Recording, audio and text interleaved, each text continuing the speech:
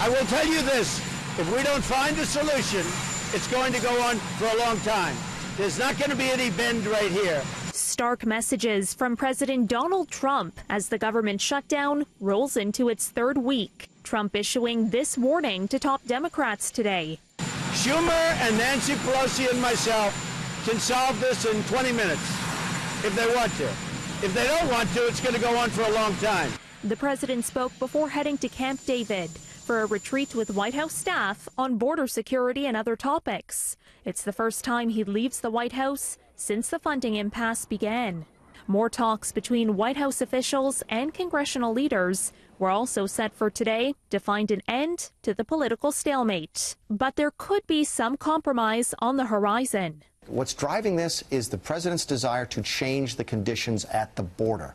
And if he has to give up a concrete wall and replace it with a steel fence in order to do that, so that Democrats can say, see, he's not building a wall anymore. The barrier or the wall could be of steel instead of concrete, if that helps people.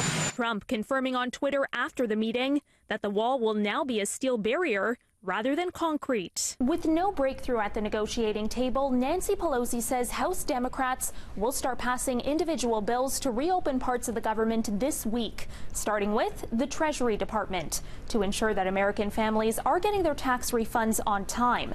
That bill will then have to go to the Republican-controlled Senate, where Pelosi says it already has bipartisan support. We need to open up government and then negotiate, not the other way around, because we're prepared to negotiate. No closer to securing funds for his long-promised border wall, Trump also repeated an earlier threat. I may declare a national emergency dependent on what's going to happen over the next few days.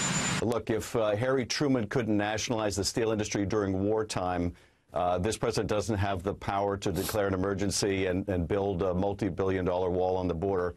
So that's a non-starter. Trump floated the possibility of using emergency powers to fund his wall on Friday.